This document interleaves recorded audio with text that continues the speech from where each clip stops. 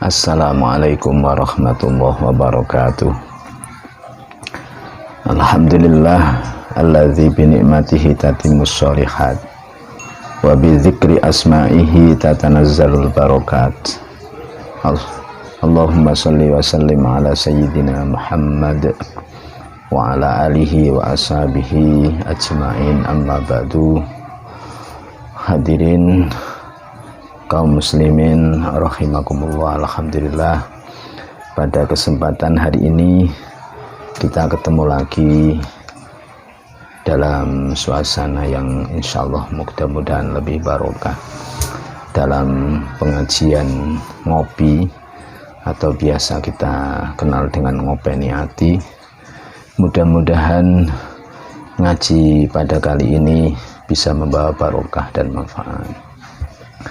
Kaum muslimin rahimakumullah, pada kesempatan kali ini saya akan membicarakan sesuatu yang mungkin sagedipun damel pedoman dumateng kula saha panjenengan sedaya terkait dengan hal-hal yang ada hubungannya dengan kehidupan kita sehari-hari. Kaum muslimin rahimakumullah, tubuh ini terdiri dari raga dan sukma, atau kita mengenalnya dengan jasmani dan rohani. Kedua jasmani dan rohani kita itu butuh makan. Jasmani kita membutuhkan makan seperti nasi, jagung, lauk pauk dan sebagainya, sehingga bisa menghasilkan tenaga untuk bisa menjalankan aktivitas di dalam kehidupan sehari-hari. Sementara batin kita juga membutuhkan makan, seperti zikir, membaca Al-Quran, senantiasa mendengarkan nasihat, dan banyak lagi, sehingga dengan begitu akan menghasilkan istiqomah di dalam belajar dan mengaji, istiqomah di dalam ibadah, juga hati yang khusyuk, dan masih banyak lagi yang lain. Kaum muslimin rahimakumullah, ada sebuah kisah menarik yang akan saya jelaskan kepada panjenengan semuanya. Ada seorang tokoh sufi, ulama besar, aulia besar bernama Ibrahim bin Adham. Beliau menceritakan, qala Ibrahim bin Adham nazala bi adyafun. Ibrahim bin Adham berkata, ada beberapa tamu yang sedang berkunjung medayo tenggeriyo kula. Fa'alimtu annahum abdal, dan saya mengetahui bahwa tamu saya itu bukan orang-orang sembarangan, tapi mereka adalah wali-wali abdalnya Allah. Fakultu, karena saya tahu yang datang itu adalah bukan orang sembarangan, adalah wali-wali abdalnya Allah, maka saya berkata, ausuni biwasiyatin hatta akhafullaha ta'ala kakhifatikum. Berilah aku wasiat, berilah saya nasihat, kata Ibrahim bin Adham kepada para tamu-tamunya, dengan satu wasiat atau nasihat, sehingga aku mempunyai takut kepada Allah sama dengan besarnya takutnya panjenengan kepada Allah. Qalu, kemudian wali-wali abdal tersebut berkata, nusikum bisab'ati asya, aku wasiatkan kepadamu 7 perkara. Apa saja 7 perkara tersebut? Mangkasuro kalamuhu falatat ma'ufihi yaqadzatal qalbi. Yang pertama, barang siapa banyak omongnya, kathah omongi ning omongi mboten wonten gunane, ngalur ngidul, mboten wonten manfaate, falatat ma'ufihi yaqadzatal qalbi, maka dia tidak akan pernah punya keinginan atau tidak akan pernah mendapatkan hatinya menjadi hidup. Mengapa demikian? Karena orang yang terlalu banyak omong, maka di dalamnya pasti akan banyak kesalahan. Orang yang terlalu banyak omong, maka di dalamnya pasti ada ghibah atau rasan-rasan, bahkan mungkin nanti akan menjadi namimah atau yang kita kenal dengan adu-adu, sehingga akan membuat hati, dan ini semua adalah penyakit-penyakit hati. Karena hatinya sudah kerasuki dengan penyakit-penyakit tersebut, maka tidak akan bisa menjadi hidup. Yang kedua, mangkasura aqluhu fala tatma'u fihil hikmah. Barang siapa terlalu banyak makan, artinya makan yang melebihi daripada kadar manusia pada umumnya, fala tatma'u fihi al hikmah, maka dia tidak akan pernah punya keinginan untuk mendapatkan hikmah. Hikmah-hikmah atau pelajaran-pelajaran di dalam hidup. Pelajaran-pelajaran di dalam hidup itu bisa didapat dari kejernihan otak. Dan kejernihan otak, biasanya orang yang banyak makan itu akalnya menjadi jumut, sering ngantuk, dan seterusnya, sehingga sulit dia memikirkan sesuatu tentang anugerah Allah atau kejadian-kejadian alam yang difikirkan kemudian menjadi hikmah. Sementara orang yang banyak makannya itu tidak akan bisa melaksanakan seperti itu. Kemudian yang ketiga, mangkasura ikhtilatuhu binnas. Barang siapa terlalu banyak bercampur dengan manusia, fala tatma'u fihi khalawatal ibadah, maka dia tidak akan pernah punya keinginan untuk merasakan manisnya ibadah. Mengapa demikian?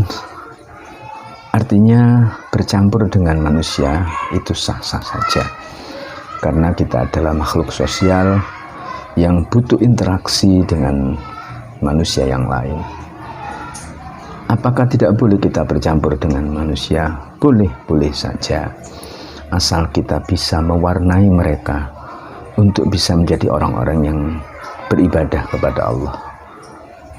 Tapi sebaliknya, jika kita bercampur dengan manusia, kemudian kita terkontaminasi dengan watak dan karakter dari manusia-manusia yang berbeda-beda, maka sulit rasanya kita akan mendapatkan manisnya ibadah, karena kita terbawa dengan suasana dan watak mereka. Kaum muslimin rahimakumullah, yang empat, man ahabbad dunya, barang siapa mencintai dunia, fala tatma'u fihi husnal khatimah, maka dia tidak akan pernah punya keinginan atau mendapatkan mati dalam keadaan husnul khatimah. Mengapa demikian? Karena orang yang mencintai dunia biasanya sibuk dengan memikirkan urusan dunianya saja, sehingga dia melalaikan urusan akhirat. Terkadang dia sibuk dengan ngurusi dunia-dunia ini sing akeh, sehingga lali ibadah, sehingga ninggalno sholat. Sehingga orang yang mencintai dunia terlalu berlebihan itu sulit matinya dalam keadaan husnul khatimah. Bolehkah kita mencari dunia? Boleh-boleh saja. Mengapa demikian? Karena kita hidup di dunia, kita butuh makan, dan makan itu butuh dibeli dengan harta, sehingga sah-sah saja kita mencari harta. Tapi dengan catatan, lek cara wong Jawa ini ojo kedunyan. Di dalam Al-Quran disebutkan, wailul likulli humazatil lumazah alladzi jama'a malahu wa'addadah yakhsabu anna malahu akhladah. Mereka menyangka bahwa hartanya yang banyak akan membuat dia kekal di dunia. Ternyata tidak. Dunia hanya titipan Allah yang kapanpun bisa diambil oleh Allah. Kita hanya diberi hak untuk mengelola saja dan menikmati sekedarnya untuk melaksanakan ibadah. Kaum muslimin rahimakumullah, yang nomor 5, mangkana jahilan fala tatma'u fihi khayatal qalbi. Barang siapa bodoh dan ridho dengan kebodohannya, maka dia tidak akan pernah punya keinginan untuk menjadikan hatinya hidup. Mengapa demikian? Karena hidupnya hati salah satunya adalah dengan tadabbur dan tafakkur. Kalau dia bodoh, maka dia tidak akan bisa tadabbur dan tafakkur, sehingga sulit untuk menjadikan hatinya hidup. Yang nomor 6, man ikhtara suhbatadz zalim fala tatma'u fihi istiqamatad din. Barang siapa memilih berteman dengan teman-teman yang zalim, sahabat-sahabat yang zalim, maka dia tidak akan pernah punya keinginan untuk bisa istiqomah di dalam menjalankan agamanya. Mengapa demikian? Karena berteman dengan orang zalim akan mengotori otak kita, mengotori kehidupan kita. Otak kita akan terkontaminasi dengan cara dia berpikir, sehingga sulit kita menjadi orang yang istiqomah di dalam menjalankan ibadah. Yang nomor 7, man talaba ridwan nas fala tatma'u fihi ridallahi ta'ala anhu. Barang siapa mencari ridho manusia, mencari golek dilem wong supaya disenengi wong, supaya dilem wong, ya, maka dia tidak akan pernah mendapatkan ridhonya Allah. Mengapa demikian? Karena orang itu sibuk dengan melakukan sesuatu yang tidak lillahi ta'ala. Ada tendensinya ngaji, ada tendensinya menyumbang seseorang, ada tendensinya, sehingga sulit dia akan mendapatkan ridho Allah subhanahu wa ta'ala. Kaum muslimin rahimakumullah, ini adalah 7 hal yang diwasiatkan oleh wali-wali abdal kepada Imam Ibrahim bin Adham.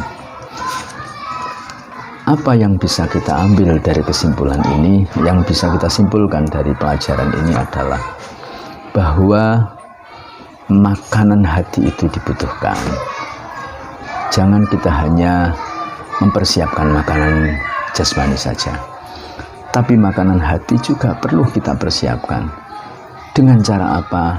Dengan cara banyak berzikir, dengan membaca Al-Quran, dengan mencari ilmu, karena di dalamnya banyak nasihat-nasihat, sehingga dengan demikian hati kita menjadi akan lemes, hati kita akan menjadi lemes. Kalau hati kita lemes, maka ibadah pun akan menjadi istiqomah, hati akan menjadi khusyuk, dan kita akan menjadi orang yang gampang menerima nasihat dan pitutur. Mudah-mudahan apa yang saya sampaikan ini ada guna dan manfaatnya. Kurang lebihnya mohon maaf. Wallahul muwaffiq ila aqwamit thoriq. Wassalamualaikum warahmatullahi wabarakatuh.